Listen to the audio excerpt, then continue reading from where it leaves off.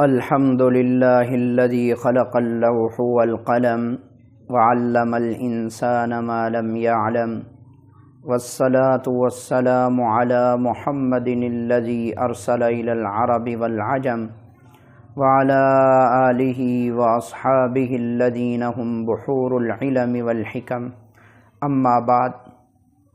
میرے محترم سامعین، جیسا کہ آپ حضرات کو پتہ ہے کہ پہلے بھی ہم آپ حضرات کے سامنے اچھی ویڈیو پیش کرتے رہتے ہیں۔ آج کے اس درس کے اندر ہم آپ حضرات کو بتائیں گے کہ روزہ کن کن چیزوں سے ٹوٹ جاتا ہے۔ جو چیزیں روزہ توڑنے والی ہیں وہ چیزیں ہم آپ حضرات کو بتائیں گے۔ جیسے نماز کے فرائض ہیں، اسی طرح جیسے وضو کے فرائض ہیں، غسل کے فرائض ہیں، اسی طرح روزے کے بھی بہت سارے مسائل ہیں جو عوام جن سے بہت بولی ہوئی ہے اور دور ہے، اور عوام کو ان مسائل کا پتہ نہیں، جس کی وجہ سے وہ اپنے روزے کو صحیح طریقے سے ادا نہیں کر سکتے۔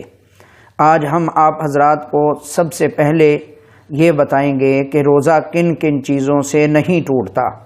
جن چیزوں سے روزہ نہیں ٹوٹتا ان میں سب سے پہلی یہ ہے کہ بھول کر کھا لیا تو اس سے روزہ نہیں ٹوٹے گا۔ اسی طرح کسی کو سوئے ہوئے احتلام ہو گیا تو پھر بھی روزہ نہیں ٹوٹے گا۔ کسی نے سر پر تیل لگا لیا، اس سے بھی روزہ نہیں ٹوٹے گا۔ کسی نے آنکھوں میں سرما ڈال لیا تو اس سے بھی روزہ نہیں ٹوٹے گا۔ اور یہ یاد رکھیں کہ اگر آنکھوں کے اندر دوائی ڈال لی تو اس سے روزہ نہیں ٹوٹے گا، اور اگر کان اور ناک میں دوائی ڈالیں گے تو اس سے روزہ ٹوٹ جائے گا۔ خوشبو لگانے سے بھی روزہ نہیں ٹوٹے گا۔ اسی طرح حجامہ کروانے سے، سنگی لگانے سے بھی روزہ نہیں ٹوٹتا۔ اسی طرح غسل کرتے ہوئے کان میں پانی چلا گیا تو اس سے بھی روزہ نہیں ٹوٹے گا۔ اسی طرح بلغم کے نگلنے سے بھی روزہ نہیں ٹوٹتا۔ اگر تھوک آ گیا اور تھوک کو اندر لے گیا تو اس سے بھی روزہ نہیں ٹوٹتا۔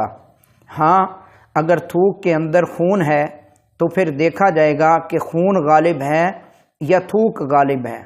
اگر خون غالب ہے اور اس کا ذائقہ گلے کے اندر گزرتے ہوئے محسوس ہوا تو پھر روزہ ٹوٹ جائے گا۔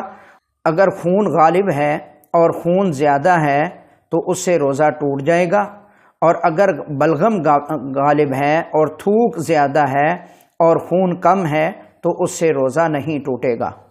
اسی طرح قے آ گئی تو اس سے بھی روزہ نہیں ٹوٹتا۔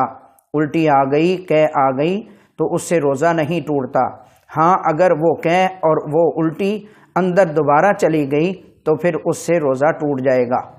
اسی طرح سحری کے وقت جب سحری کھا لی، اس کے بعد منہ کے اندر ایک چنے کی مقدار سے کم اگر کوئی کھانے پینے کی چیز رہ گئی اور وہ اندر چلی گئی تو اس سے بھی روزہ نہیں ٹوٹے گا۔ اسی طرح مسواک کرنے سے روزہ نہیں ٹوٹتا، اور اگر کسی نے پیسٹ کر لیا تو پیسٹ کرنے سے مکروہ تو ہے لیکن روزہ پھر بھی اس سے نہیں ٹوٹے گا۔ اسی طرح انجیکشن لگانے سے بھی روزہ نہیں ٹوٹتا۔ انجیکشن کسی قسم کا بھی ہو اس سے روزہ نہیں ٹوٹے گا۔ اور اسی طرح کسی نے ڈرپ لگوائی تو اس ڈرپ سے بھی روزہ نہیں ٹوٹے گا۔ اور اسی طرح دانت کسی نے نکلوایا اور یا دانت خود نکل آیا اور اس کے اندر سے خون نکلا اور اس نے تھوک دیا تو اس سے بھی روزہ نہیں ٹوٹے گا۔ پورے جسم میں سے کسی حصے سے بھی اگر خون نکل جائے تو خون کے نکلنے سے روزہ نہیں ٹوٹتا ہے۔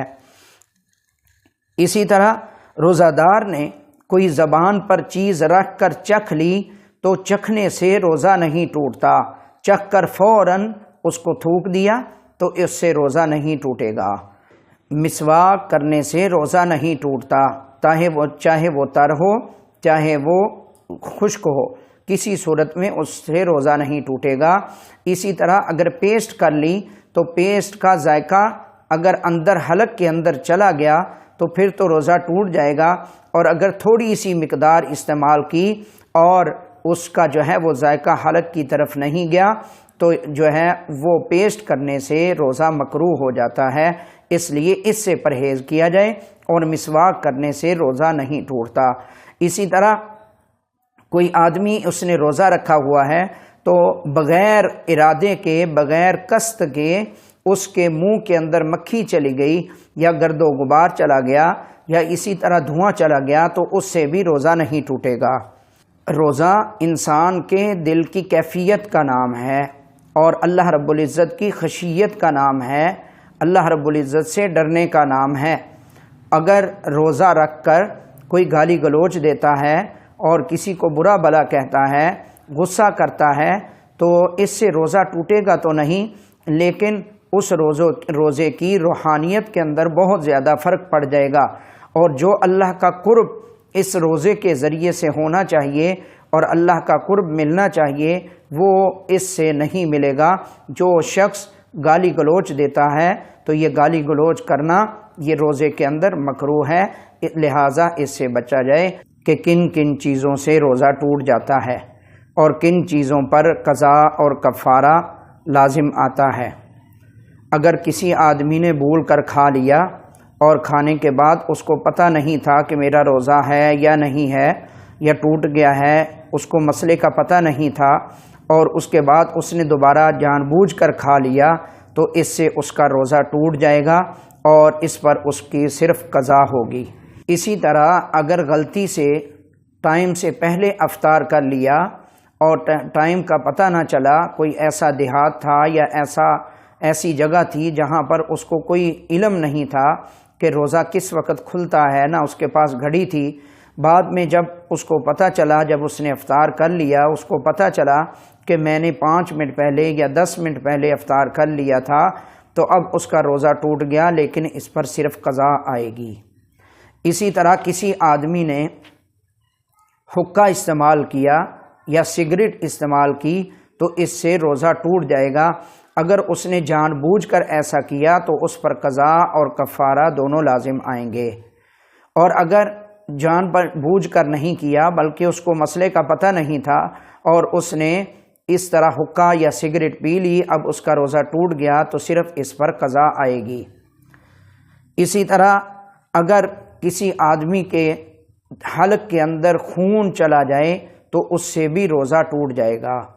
اسی طرح اگر کوئی آدمی کھانا صبح سحری کھائی اور سحری کے بعد اس کے دانتوں کے اندر چنے کی مقدار سے زیادہ کوئی چیز موجود تھی، کوئی بوٹی کا ریشہ تھا، تو وہ اس نے نگل لیا تو اس سے روزہ ٹوٹ جائے گا، لیکن اس پر صرف قضا ہوگی۔